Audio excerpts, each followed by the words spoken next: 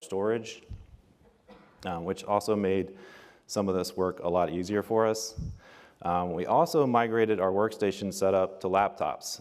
We were fortunate enough to get this work completed before COVID shut down. We handed literally our last laptop out to someone. I think we deployed maybe 2 computers after that for people that didn't have computers, but we were all set up to work hybrid. So we were really fortunate there. A little bit about our lifecycle management. So historically, we've worked in a first in, first out. We aim to keep the manufacturer warranty. We were aiming on our Windows machines to do a 3-year life cycle. We just noticed that as these Windows PCs aged, they were requiring more and more support. Every year we go through an R&D process, so we're looking at current systems, what's going to work for us, what's going to meet most of the needs of all of our constituents. And then this last point is really important. So since we're a smaller institution tucked into a distributed environment, we really rely on standards. Like this is so important for us in reducing time and cost, because not only are we giving people hardware that they can help, kind of crowdsource support, if you will, we see trends with the hardware and things that we need to support and call out and help our staff and faculty with. And that's going to bring us to TCO. So every year we're looking at these factors, and I think besides standardization, if you came away from this presentation with anything, it's looking at TCO, right? TCO in the IT environment. And the biggest thing for us, and for me at least, is getting off of that top bubble, right? They didn't trust me with a laser pointer, so I can't really show you, and I can't get up that high. But it's that purchasing piece. It's not just purchasing, right? And finance and many people will just look at that sticker price and be like, well, they'll do a comparison there. What we really need to be having the conversations around is all of these different bubbles. So it's not just the cost of purchasing. We're looking at repairs, maintenance, upgrades, service, support, security, and training, all factors. So there's another presentation later today by Apple on choice, and I believe they're going to highlight some of the case studies that the University of Kentucky did, and they actually charge more for support of Windows PCs because it takes more time, and they have the data to back that up. All right, so with getting into Office 365 and the cloud, our department, in that R&D cycle, ask ourselves, is this the year? Is this the year that we could transition everyone to macOS? Up until that time where we made this project happen, it was only our IT department and instructional design that worked on Macs. And what we were seeing trend-wise from our department and instructional design was we just weren't having the issues that Windows users were. This also aligned with the fact that Apple moved into their own silicon, which is the M architecture, which brought the total cost down, and that purchasing price actually went down for us. So we actually standardized on the MacBook Air, and we've seen great results with that. Again, this is the Forrester article. I encourage you to check that out if you haven't. This is part of what we took to senior leadership to get buy-in for the project. All right, and drivers also focusing, on experience, not just our experience, but the user experience. We continue to look at that and try to do better for everyone. Our failure rate on PC hardware was expanding resolution times and impacting efficiency for users and IT. Again, between the hardware and the software, we considered not only the time we were spending, but the cost of interruption, right? That cost of switching, that cost of downtime. What do you do if you don't have a computer that's working? You don't work. So TCO for macOS continued to trend lower than PC for those and other factors. We saw this when sampling users, again, instructional design and IT versus what we were seeing with Windows users. Some project challenges. So if anybody's ever taken on a big IT challenge or a big project, you know that everyone is afraid to change, right? So I feel like as IT professionals, that's kind of our job to walk people through change. And I'll hear it all the time, change is never going to be slower than it is today, right? It's only going to accelerate. So how can we help people through that? And the way we found through that is just a fact-based, thoughtful approach. So meet people where they are, listen to them, be empathetic, and walk them through it. We also had some legacy systems, I won't name, that required Java to function. That was fun. We finally got through that. We actually were able to sunset that system not too far into the project, but we didn't transition anyone that needed that system to function on a day-to-day basis.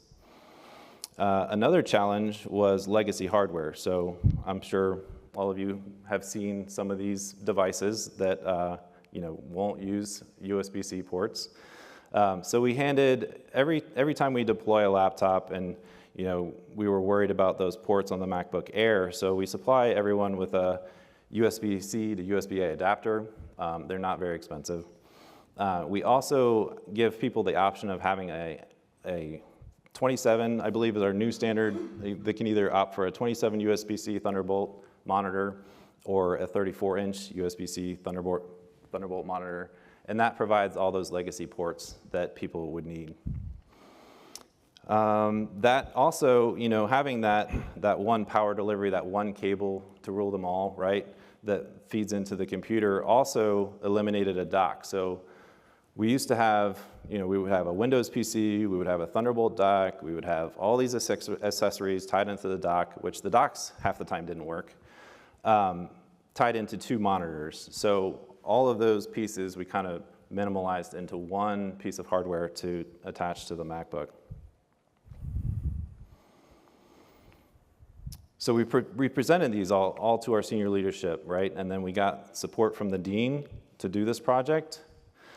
We identified the M1 platform MacBook Air as the primary user workstation. And the important thing here is that with our pilot, what we were doing was we didn't want to just give them to users that were familiar with macOS. We wanted to have lifelong PC users in our pilot. And so what we found was really insightful there. We spent a lot of one-on-one time with them, got their feedback, and we took that back to leadership. It was a very successful pilot, and then we started replacing end-of-life PCs with Macs on a first-in, first-out basis. So in that TCO bubble, right, we knew we were going to have to do more training and provide more resources for people that weren't familiar with the OS. So we did spend lots of time with that. Dave actually leads a IT Lunch and Learn every month, where we do focus a lot on Mac OS and what is coming, what we're seeing. We also focus a lot on common issues, and this can be things that are across the university or specific to our school. And then eventually, Apple whittled us down, and we begrudgingly adopted Jamf because we already had Case. Case does a really good job of reporting, so it gave us a lot of things that we needed to report out on, but it wasn't quite hitting, and this guy's a script genius, so he's able to do quite a bit from that console. It just wasn't quite where we wanted it, so we started in the project implementing Jamf into the workflow instead of Case. We still have the Case agent on there for reporting purposes. And then with that, I'll hand it over to you, Dave. Great. Thank you. I'm David Gellner, the IT manager at SCPS. Can you go to the next slide? Yep. I thought you had your own book. I do not. Oh, man. So Christoph and I had known all about Jamf, but neither of us had really played with it before. So we didn't know how difficult or easy it would be, but we knew we needed something else to help make the process a little bit easier. So as we began our move to macOS by setting up the groundwork to be able to deploy systems easily and effectively. This included requesting Jamf licenses from our central IT collective at UVA known as ITS, where the service is managed. Their team was able to get us set up and trained with built-in templates that were easily modified to help with schools such as ours to get up and running. The fact that we had access to this team, and some of them were in the crowd, it really saved us an enormous amount of time. So thank you guys.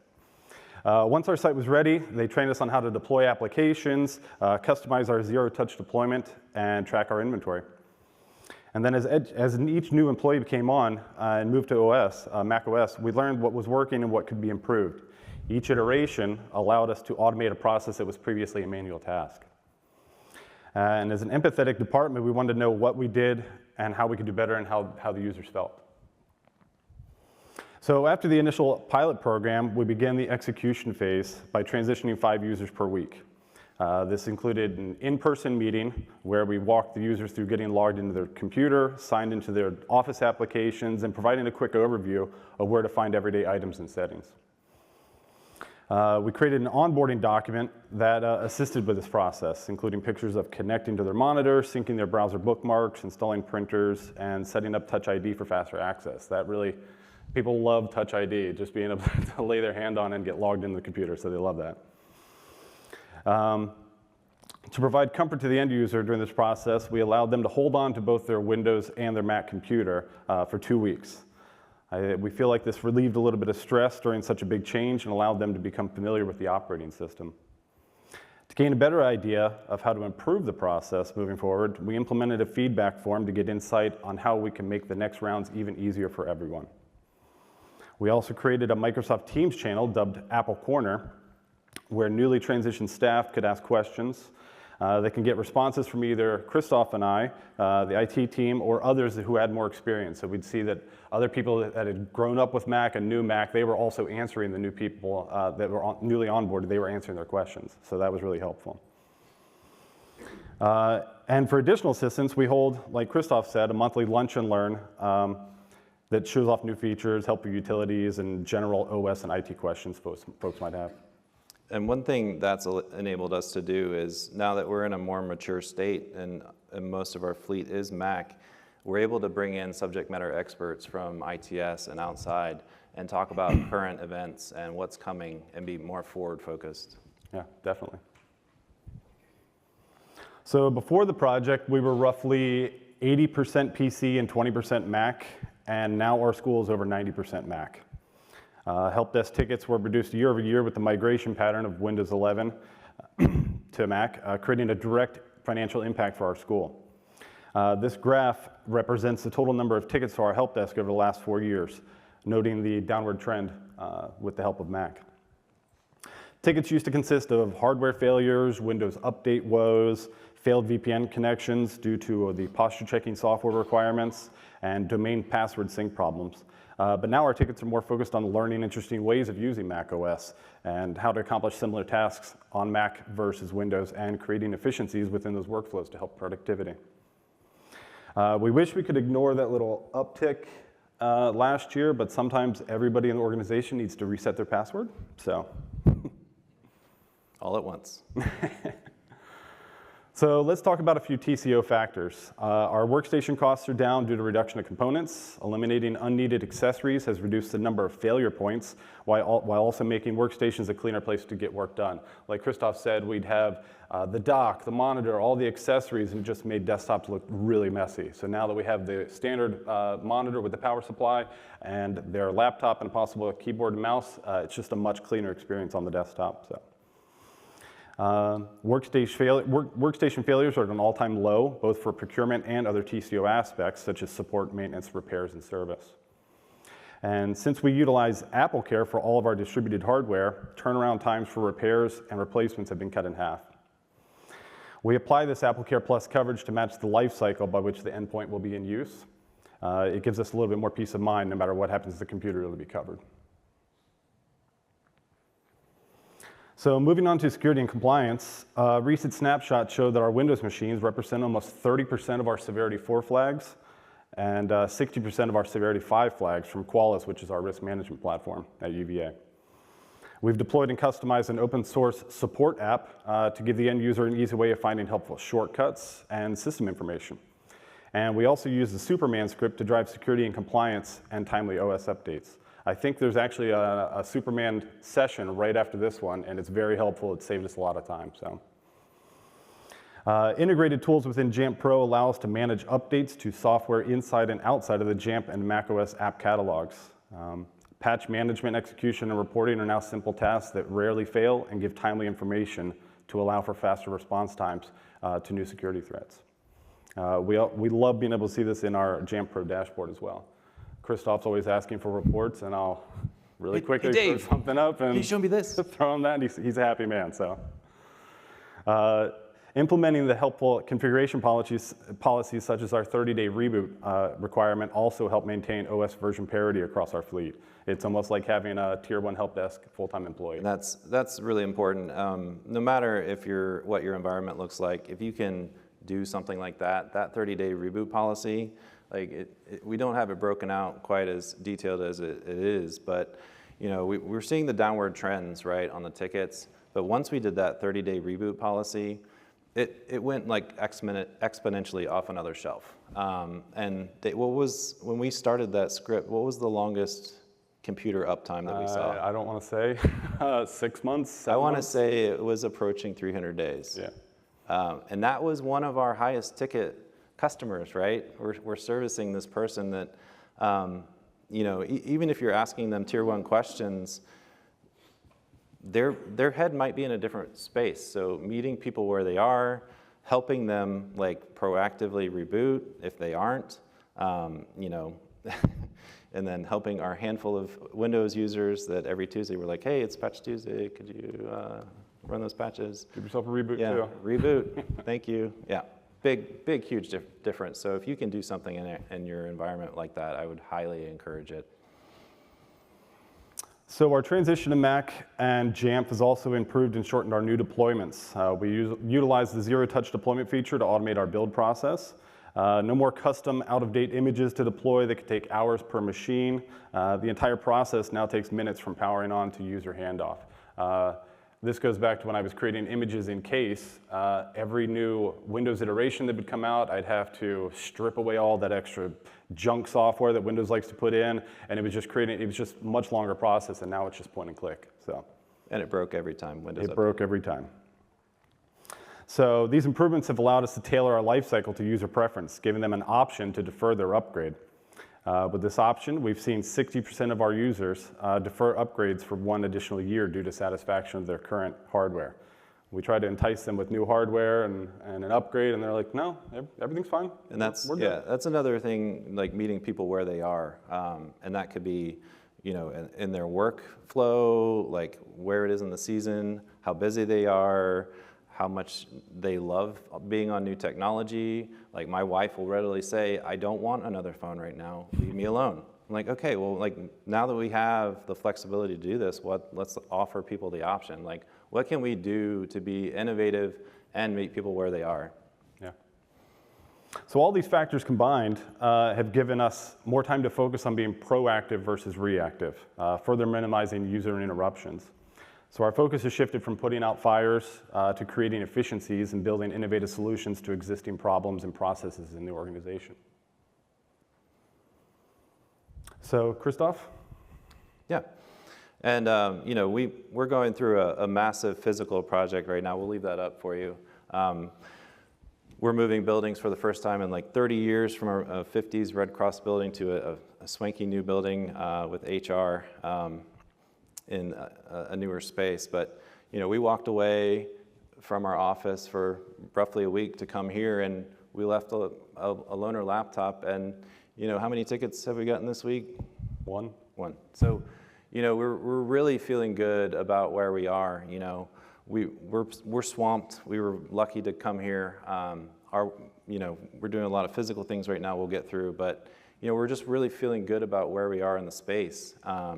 And if you guys have any questions, we would love to take it. But this is one of the quotes from one of our feedback sessions, and we couldn't be happier with how people are adopting, helping each other, and just doing their jobs more efficiently. Yeah, and off that quote, we've actually had a bunch of people come up to us and say, I switched my home computer to a Mac after being on this at work. It's the power of the Mac ecosystem. I mean, it just works. Yeah, we're not being paid by Apple. No. So with that, thank you.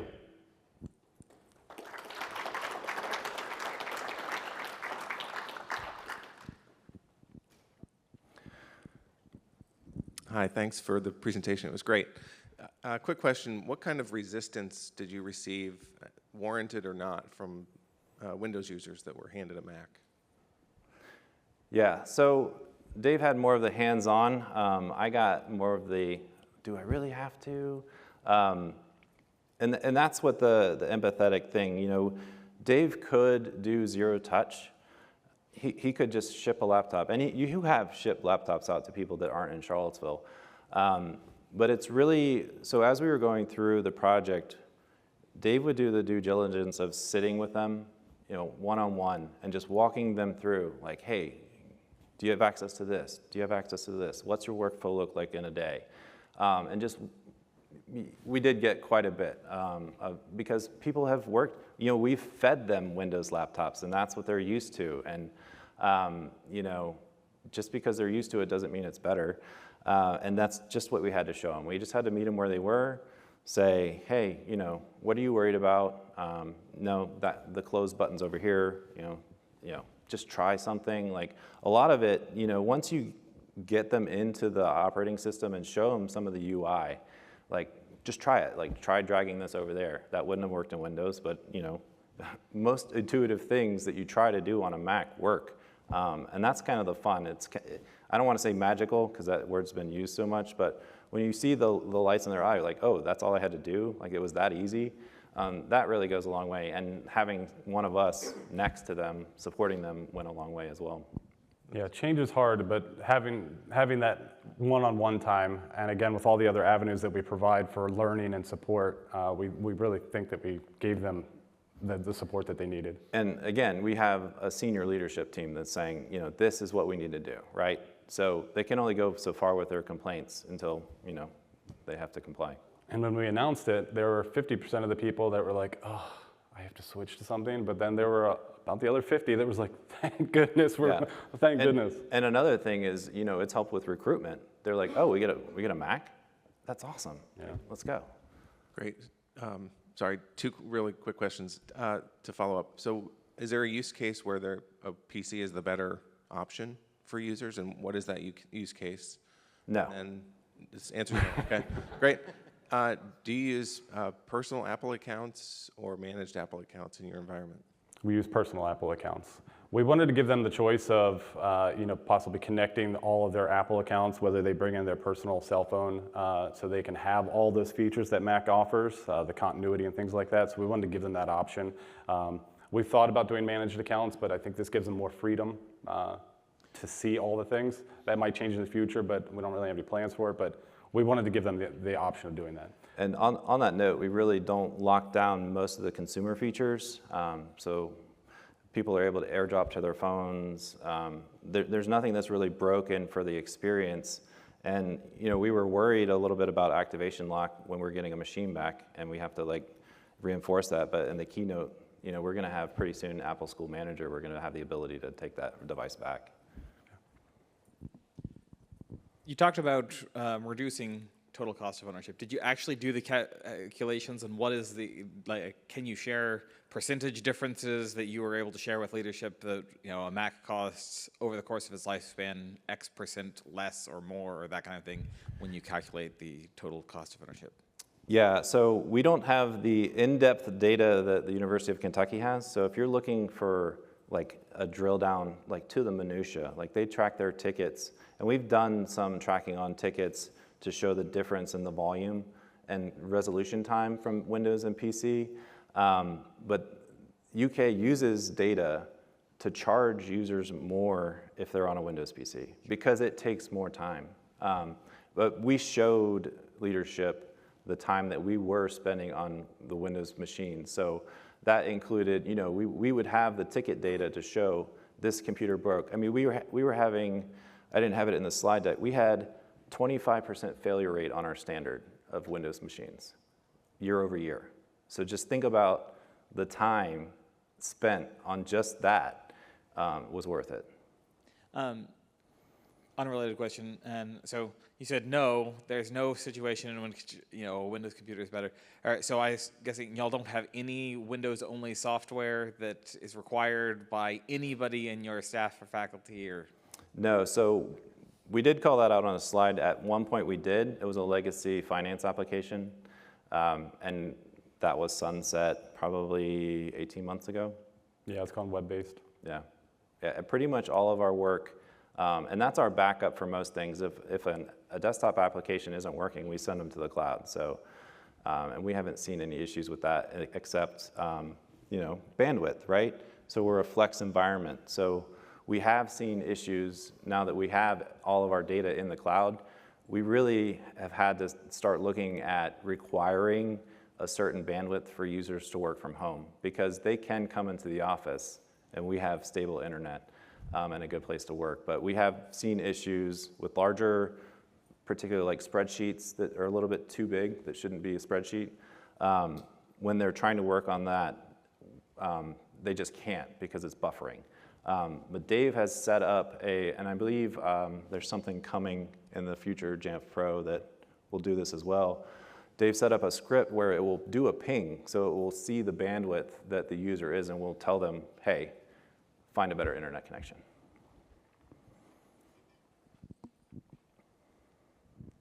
Thank you for the presentation. I had a question, a sort of a high-level question about when you present this to leadership. I was just curious, were they Windows users or Mac OS users before this in terms of, you know, what technology they were using? Was that a difficult buy-in for them? And then a sort of more technical question in terms of the zero-touch deployment that you're talking about for some of these use cases. Are you using like asset tags or anything like that? And are you using an onboarding script like dep notify or set up your Mac or Mac OS onboarding within Jamf Pro or some other way? Because our organization's thinking about zero touch and we're kind of struggling with this. How do we get these into our inventory and asset tagged and using naming, et cetera? I'll let you answer the first Yeah, one. I'll take that first one. So I believe 20% of users in SLT, which is our senior leadership team, were familiar with Mac. We did have a lot of iOS users, but literally showing them the data was what let us pull the trigger. And we are fortunate to have, you know, we've had historically the ability to standardize. So it was really just a matter of flipping the script, right? Turning the cereal box upside down to get the treat in the bottom. Data was our ally, and data will always be our ally in this project and transition. And yes, we do use DEP notify within it. And we say zero touch, but again, I'm building the computer, and then I meet the person, whether in person or ship the computer off, but the build process happens in front of me. So it's fully automated, so yeah, no problem. I just had a quick question regarding the monitors you're using. We're currently using the Dell USB-C, but have an issue with the daisy chain. I'm not sure if y'all have an issue or y'all seen that. We ran into that when we were running dual monitors, the smaller 24 inches. Yes, we did see that as well. That's why we standardized to one monitor, and we give the option of 27, which seems to be, we gave the option of a 27 and a 34 inch. Some people took the 40-inch ultra-wide. It's really nice. But then about half the people out there said, I don't have room for this at my home office, and I'm mobile all the time, so they chose the 27-inch. So there's really no daisy chaining that we have to deal with at this point. It's really a clean setup, just that one Thunderbolt coming out into the laptop. And that 34-inch monitor is roughly equivalent to the 2 monitors that we had before, and just less cords and cables. It is a Dell. They are, yeah, our standard is Dell right now. Yep. Yeah. Curved. Yeah, and they just, I think, recently updated to 120 hertz Thunderbolt interface. So they gave it all the new updates. Yeah, It's finally some nice. USB-C ports. Yeah. So thanks for presenting. Thank you. I have a really quick question about compliance and allowing the consumer stuff in macOS. I work at a med school, so we have some high-level data requirements. How do you meet those requirements with still allowing, like, AirDrop being enabled on a device? So, transferring, tier 2, tier 3 sensitive information across I guess, the ecosystem. Did you want to talk about possible DSI and stuff at the high level?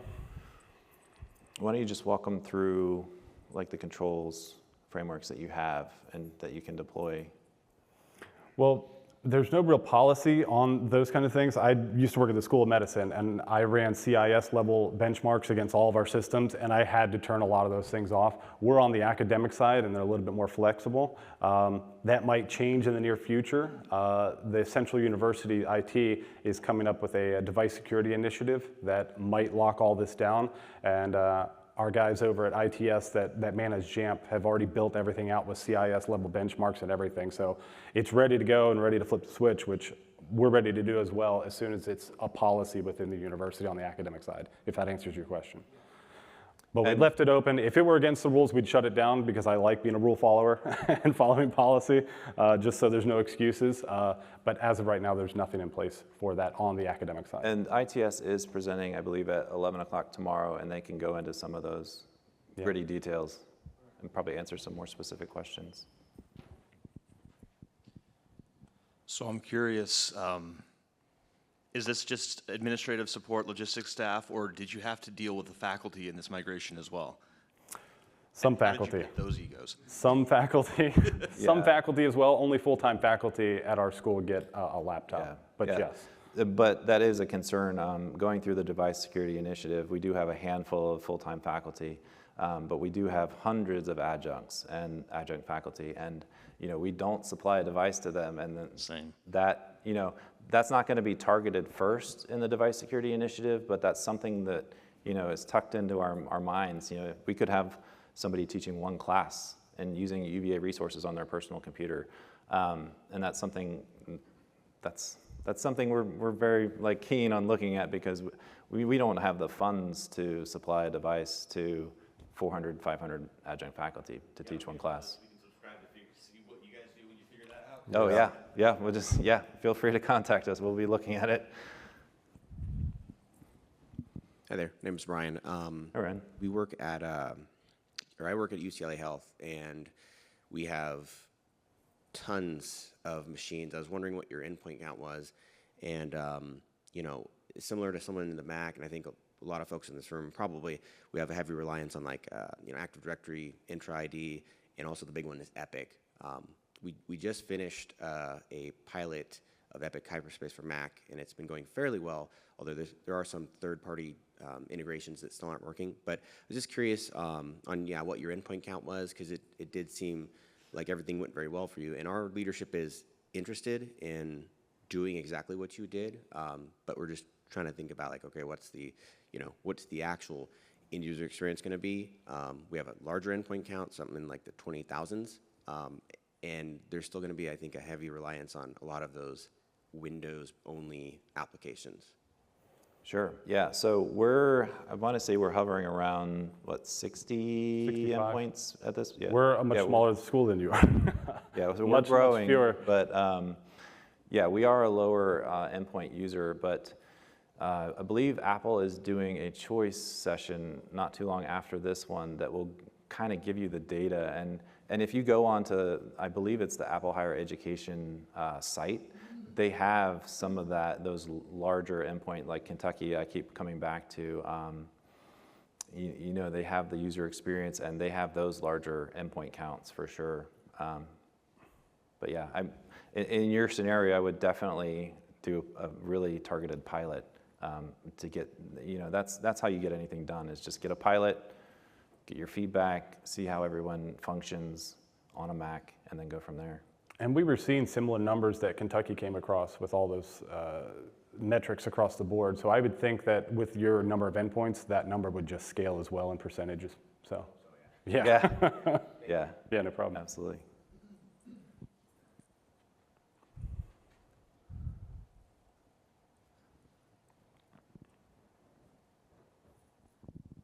Thanks for asking all these great questions. Yeah, these are great. Thank you. So just because it keeps coming up, yes, the session after this, Jake Hansen and I are going to be talking a lot about the University of Kentucky study and going a little bit more in depth about things such as TCO and really empowering users with Mac as a choice. So if you are interested in kind of following up with some of the information, we'll be in room 202A. So just because you guys did a great job. Keep plugging it. We'll just Yeah. wanted to let everyone know where we'll be at 10:15. Absolutely, thank you. Thank you.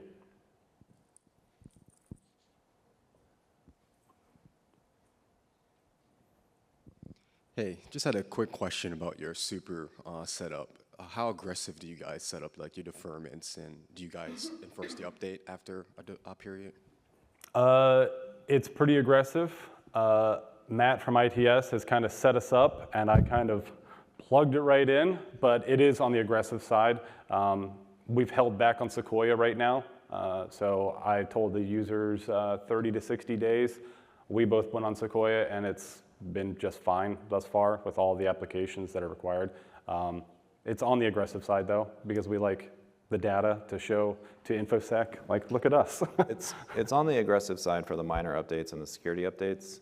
I think we have 5 deferments, and Yes. that can, each deferment can be a day. So we're giving people a whole work week to figure out a time to do this minor update. And then we take our time with the major updates. That's kind of like an opt-in thing. Until we have a central support, says go. Any more questions this morning?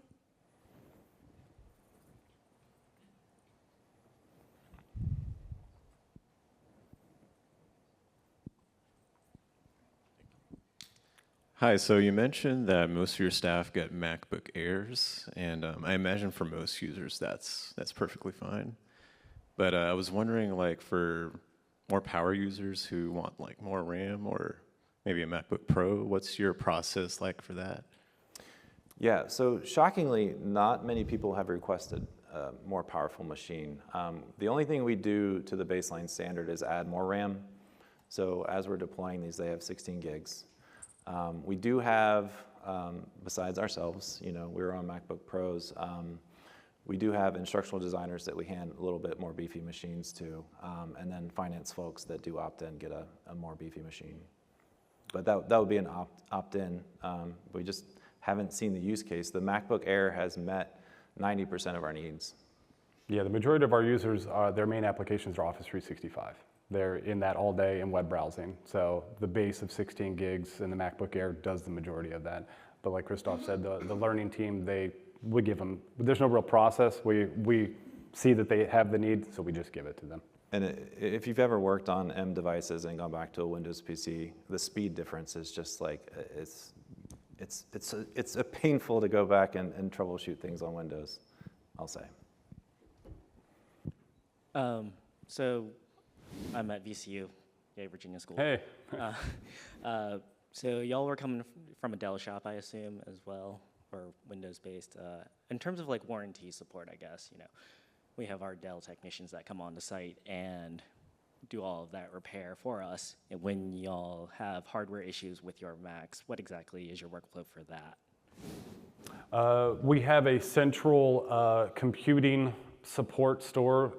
It's for retail out of UVA, so it's called Cavalier Computers. So they do sales, support, and so we can purchase computers and AppleCare from them, and I'm pretty sure they're Apple certified. So Yeah, it's as simple as walking up there, and students can go there as well, so it's kind of and everybody has access to it. But we buy the computers through them, the AppleCare through them, and they're Apple certified to do the repairs.